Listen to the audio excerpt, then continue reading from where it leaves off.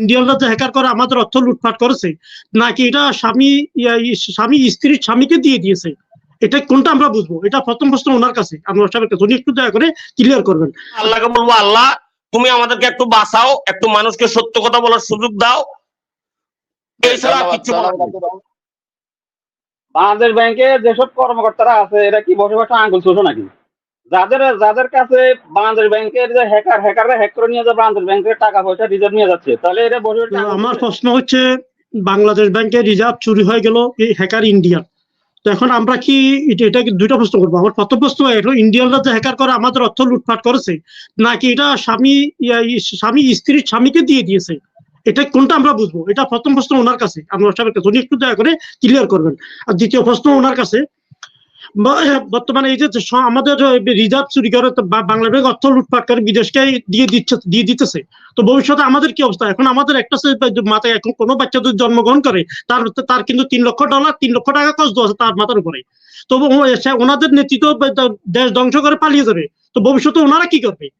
ওনারা যখন পালিয়ে যাবে, তো ভবিষ্যতে ওনারা কি এটা ক্ষতিপূরণ দিবে? যদি ক্ষতিপূরণ না দেয়, তাহলে ওনারা কেন ওনার সাথে সাথে সুর মিলাইতেছে? এটা আমার প্রশ্ন। ধন্যবাদ মনির ভাই। আব্দুর রহিম। হ্যালো, আসসালামু আলাইকুম। আমি আমাদের রবি ভাইকে বলবো, রবি ভাই আমরা এরশাদ বিরোধী আন্দোলনে একটা স্লোগান দিতাম, রুশ ভারত আগ্রাসন রুখে দাঁড়াও জনগণ। আমরা কিন্তু ওই স্লোগানটা ভুলে গেছি, ওই স্লোগানটা ভুলে যাওয়ার কারণে আজকের অবস্থা। আর রবি ভাই, পৃথিবীতে স্যাটানিক রিলিজিয়াস একটা ধর্ম আছে, যদি আপনি স্যাটানিক রিলিজিয়াসটা জানেন, পড়েন, মানে ওরা শয়তানের পূজা করে। তো আনোয়ার ভাইয়ের কোনো প্রশ্ন করে লাভ নাই, ওনারা প্রশ্ন করতেও চাই না। উনারা প্রশ্ন না করে আল্লাহর কাছে বলতে যে আল্লাহ তুমি যা ভালো মনে করো এই দেশের জন্য তাই করো। এবং আনোয়ার ভাই যেহেতু একজন এফসিএম, উনার কাছে আমি একটা প্রশ্ন রাখতে চাই, উনি যদি কোনো ফরেন ইনভেস্টমেন্ট কোম্পানির কনসালটেন্ট হয়, আনোয়ার ভাই আপনার আল্লাহর দোহাই লাগে প্রশ্নটার উত্তর দিবেন। যেহেতু ইউএস এর কোম্পানিগুলা তাদের ডিভিডেন্ড পাচ্ছে না, নতুন করে কোনো কোম্পানি বাংলাদেশে বিনিয়োগ করতে আসলে এজ এ প্রফেশনাল, একজন পেশাদার ফেলো অফ চার্টার্ড ম্যানেজমেন্ট অ্যাকাউন্টেন্ট হিসাবে আপনার পরামর্শ কি থাকবে? আর আমরা আপনাকে কোনো প্রশ্ন করবো না, আল্লাহকে বলবো আল্লাহ তুমি আমাদেরকে একটু বাঁচাও, একটু মানুষকে সত্য কথা বলার সুযোগ দাও, এছাড়া কিছু। ধন্যবাদ আপনাকে। অমিত, ক্যামেরা অন করে আনমিউট করে প্রশ্ন করেন। অমিত।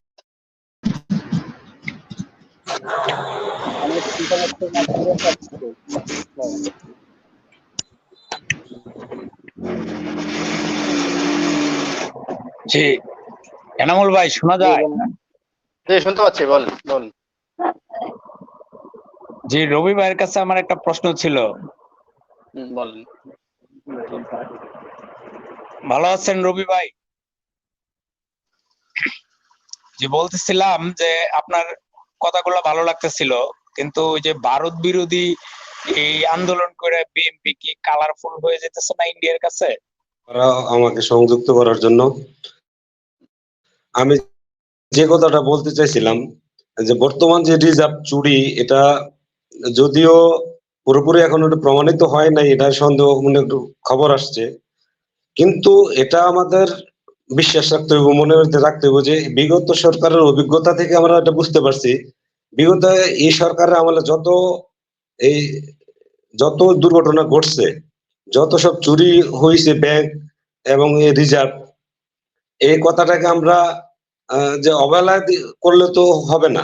কারণ দেখা যাচ্ছে যে এই সরকারের যে অভিজ্ঞতা আছে, এখন এই সরকারের যে কর্মকাণ্ড গুলো আমাদের এই দেশটাকে যেভাবে পিছনে ফেলে দিচ্ছে, এর জবাবদিহিতা কার কাছে করবে সে সরকার, যেহেতু জনগণকে সে মানতেছে না। আমি আপনার এই অনুষ্ঠানের মাধ্যমে যারা এখানে প্যানেলে যুক্ত আছেন তাদেরকে সবাইকে বলবো যে ভাই, আপনারা সবাই জনমত তৈরি করে এই সরকারকে, সরকার যে কোনো কাজ করে, এই যে আমাদের এই যে রিজার্ভ চুরি, আমাদের জনগণের 1.5 লক্ষ টাকা করে মাথা পিছু ঋণ, এই ঋণ তো আমাদের কাজে চাপাই দিচ্ছে সরকার। অনেক ধন্যবাদ মনির সাহেব আমাকে কথা বলার সুযোগ করে দেওয়ার জন্য। আমি প্রশ্ন রাখতে চাই বিজ্ঞ আলোচক আনোয়ার সাহেবের কাছে। যে বাংলাদেশের ইতিহাসে স্বৈরাচার এসেছে, যেটা ওনাদের মিত্র, সেই স্বৈরাচার এরশাদের সময়, তারপর ওনাদের ভাষায় সেনা ছাউনি থেকে জন্ম নেওয়া জিয়া রহমানের শাসন বা খালেদা জিয়ার শাসন, কোনো শাসন আমলে বাংলাদেশ ব্যাংক থেকে লুট হয়েছে, ফিলিপাইন থেকে খবর পাওয়া গেছে, এমন কোনো তথ্য ওনার কাছে আছে কিনা?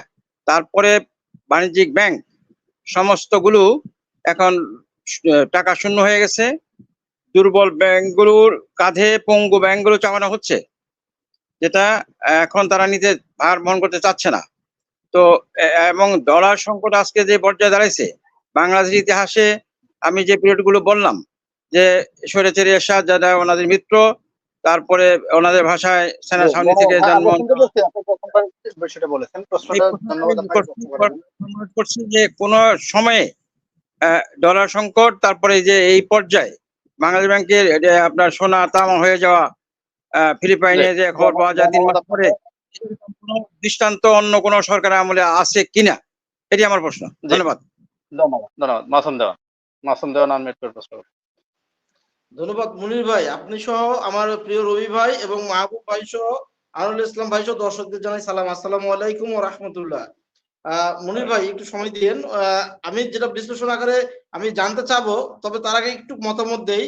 আমাদের 2008 সাল থেকে এ অবধি আমরা দেখেছি আমাদের বাংলাদেশ ভারতের বলয়ে সবসময় ঘুরপাক খাচ্ছে, বিশেষ করে এই ভারতীয় প্রোডাক্ট খ্যাত আওয়ামী মাফিয়াদের নিয়ন্ত্রণে এই রাষ্ট্রটি চলছে।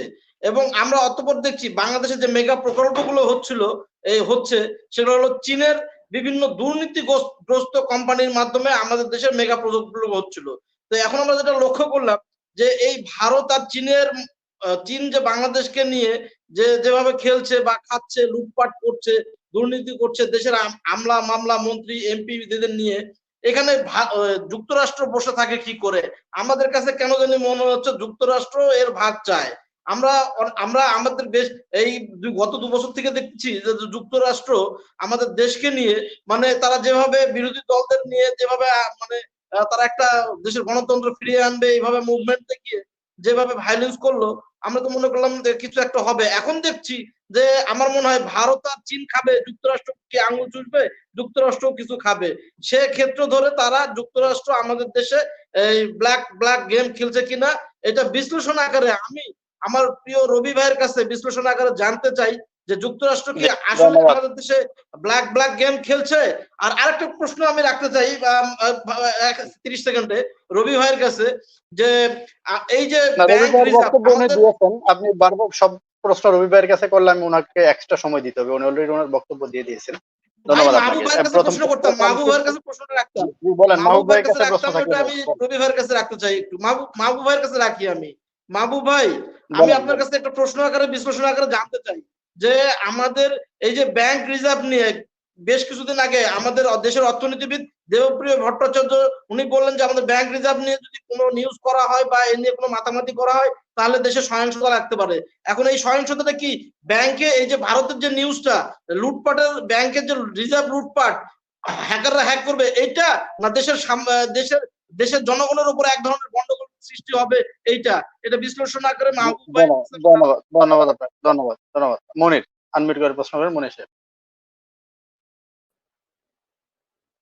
জি ধন্যবাদ মনির ভাই। সঞ্চালক বিন্দু আসসালামু আলাইকুম। বাংলাদেশ ব্যাংকে যেসব কর্মকর্তারা আছে এরা কি বসে বসে আঙ্গুল চুষো নাকি?